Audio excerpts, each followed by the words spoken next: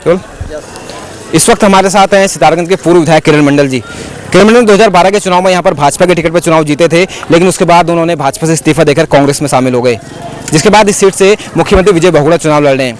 अब उपचुनाव यहाँ पर हो रहा है। आइए मंडल जी से जानते हैं, क्योंकि कई लोगों से हमने यहाँ पर बात की तो कई लोग किरण मंडल जी को कोस रहे थे, तो कई लोग उनका धन्यवाद कर रहे थे कि शायद उनको उनका भूमिधर का हक मिल जाएगा। मंडल जी से इस संबंध में बात करते हैं, उनका क्या कहना है। मंडल जी, आपसे जानना चाहेंगे, कई लोगों से हमने बात की, कई लोग आपको कोसते हुए भी दिखाई दिए और कई लोग आपकी तारीफ भी कर रहे थे। वाकई में मंडल जी ने हमारे लिए एक अच्छा काम किया है, क्या कहेंगे। ऐसा है, कोसते हुए जो दिखाई दे रहा है वो भाजपा के छोटभैया नेता है, उसको सहन नहीं हो रहा है, क्योंकि हमारे क्षेत्र में तरक्की हो रही है।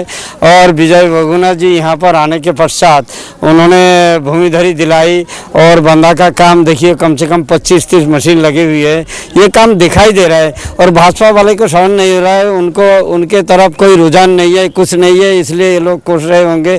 बाकी हमारे यहाँ क्षेत्र के जनता जो है, जनादेश जो है, हमारे विजय बहुगुणा जी के तरफ में है और बहुगुणा जी बहुत भारी मतों के अंतर से जीतेंगे। और जीत ऐसा होगा, मुझे लगता है कि 90 और 10%, यानी 100% पोलिंग में से 10% उनका, 90% हमारा होगा। एक चीज़ मैं कहना चाहूँगा, लोगों का ऐसा मानना, कई लोगों से हमने बात की तो उनका ये कहना था कि क्योंकि मुख्यमंत्री यहाँ से चुनाव लड़ रहे हैं, अगर वो चुनाव जीतते भी हैं तो देहरादून में रहेंगे, यहाँ उतना समय नहीं दे पाएंगे। बाकायदा एक विधायक यहाँ से कोई जीतता है तो शायद यहाँ पर ज़्यादा ध्यान दे पाता उनकी समस्याओं पर। इस पर क्या कहेंगे। भाई देखिए, एक मुख्यमंत्री है, अगर सूरज निकलता है तो सारा जगह फैलता है। मुख्यमंत्री देहरादून से यहाँ देख नहीं सकेंगे क्या? यहाँ उनके प्रभारी लोग रहेंगे, यहाँ उनके जितने कार्यकर्ता लोग रहेंगे और उसका विधायक प्रभारी जो होते हैं वो भी रहेंगे। और मुख्यमंत्री कहाँ नहीं देख पाते, वो तो हर जगह देखते हैं, हर जगह देखने का। इससे पहले खंडूरी जी ने धूमाकोट से चुनाव लड़ा था, एनडी तिवारी जी ने रामनगर से चुनाव लड़ा था, हमने वहाँ का भी जायजा था। वहाँ की जो तस्वीर है, वहाँ के लोगों का कहना है आज तक नहीं बदली, वैसी की वैसी है। तो क्या कैसे लोगों को भरोसा दिला पाएंगे आप और मुख्यमंत्री की वाकई में यहाँ का विकास होगा, वो जैसी तस्वीर यहाँ पर नहीं दोहराई जाएगी? क्योंकि एनडी तिवारी को विकास पर जरूर कहते हैं लोग, लेकिन उसके बावजूद वहाँ पर विकास नहीं हो पाया।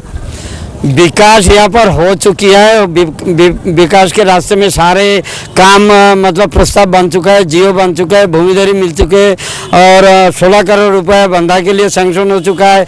डिग्री कॉलेज इस सत्र में लग रहा है, उसका भी कागजात आ चुका है। बताइए क्या कमी है? पॉलिटेक्निक, ITI, अस्पताल का काम सब कुछ हो चुका है, उसका प्रस्ताव बन चुका है। मैं इसका जानकारी मुझे पूरा है और जनता इसके आधार पर ही, रुझान के आधार पर ही उनको वोट दे रहे हैं और अधिक से अधिक वोट दे रहे हैं। माना ऐसी स्थिति निर्मित होती है धूमाकोट और रामनगर की ऐसी, तो उसके बाद आपका क्या स्टैंड रहेगा? असंभव है, ऐसी स्थिति नहीं होगी। जो काम हो चुका है, मैंने कहा 2-4 काम तो हो चुका है। बड़ा बड़ा मुद्दा जो है उसमें से एक बाढ़ का समस्या, एक भूमिधरी की समस्या, डिग्री कॉलेज हो चुका है और बस अड्डे सितारगंज के। एक चीज़ और जानना चाहूँगा आपसे, सितारगंज के परिप्रेक्ष्य में हम बात करें, मुख्यमंत्री यहाँ पर समय नहीं दे पाते हैं। अब ये कहीं ना कहीं यहाँ के लोगों को ऐसा लगता है शायद मुख्यमंत्री यहाँ से चुनाव लड़ रहे हैं तो वो जीतेंगे। आपको ये लगता है क्या वाकई में मुख्यमंत्री यहाँ अगर जीतते हैं तो मुख्यमंत्री यहाँ से जीत रहे हैं कि कांग्रेस का प्रत्याशी यहाँ से जीत रहा है, अगर ऐसी स्थिति होती है?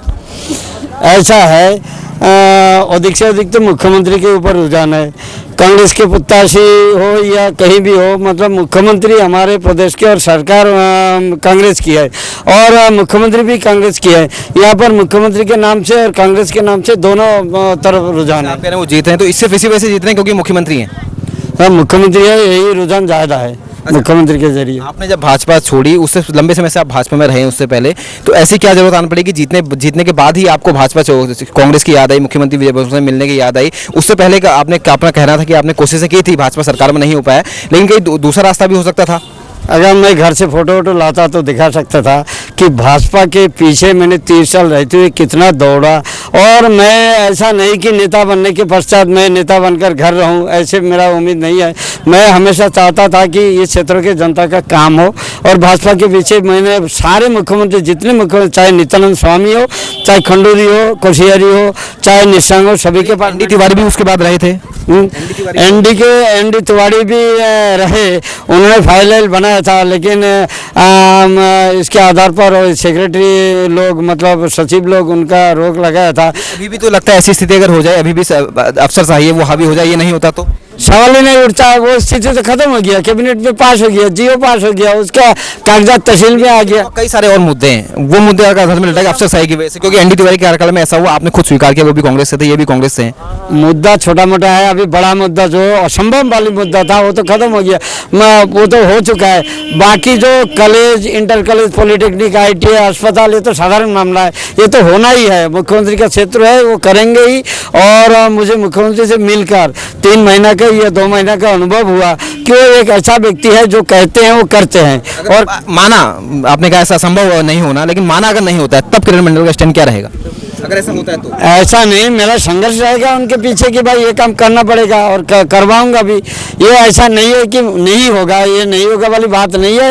वो उनसे मेरा संपर्क और जो मेरा आपस में समझौता हुआ, उस समझौते के आधार पर ये हुआ कि हम सीट खाली तब कर सकते हैं हमारे क्षेत्र की तरक्की होगी। तरक्की करके उन्होंने दिखाया और तरक्की होगी भी। और समझौते की बात है, क्या वो समझौता सिर्फ भूमिधरी का था कि और भी कई सारी चीजें उसमें थी? सिर्फ यही था? भूमिधरी थी, विकास के सारा मामला था। यहाँ हमारे क्षेत्र में बाढ़ प्रभावित क्षेत्र है, बाढ़ को रक्षा करना, और हमारे पॉलिटेक्निक, ITI, अस्पताल, डिग्री कॉलेज, सारा मामला था। समझौता जो आपने बोला समझौता था, वो सिर्फ मुख्यमंत्री विजय बहुगुणा की सीट खाली करने के लिए था या कुछ और भी था? और क्या हो सकता है? हम क्षेत्र के जनता की भलाई के लिए, उनके तरक्की के लिए, उनके बच्चों की भलाई के लिए, भूमिधरी के लिए, सारे जितने शब्द बताए, इन्हीं के लिए मेरा समझौता था। अच्छा, आगे किरण मंडल कैसे जारी रखेंगे जनता के हित में काम करना? आगे का क्या स्टैंड रहेगा? मैं बिल्कुल, ये 5 साल बहुगुणा जी का रहेगा। बहुगुणा जी अगर हमें ये आश्वासन दे और मुझे इजाज़त दे कि काम करने की जितना क्षमता दे, उस क्षमता के आधार पर क्षेत्र के हर काम को मैं करूँगा, करवाऊँगा। चलिए, बिल्कुल किरण मंडल जी का यही मानना है कि निश्चित तौर पर मुख्यमंत्री विजय बहुगुणा यहाँ पर भारी मतों से जीतेंगे और जो सारे वादे उन्होंने यहाँ पर किए थे वो सारे के सारे पूरे होंगे और यहाँ की जनता के हित में उनका संघर्ष भी यहाँ पर लगातार जारी रहेगा। शक्ति फार्म से कैमरामैन सागर बिस के साथ दीपक तिवारी।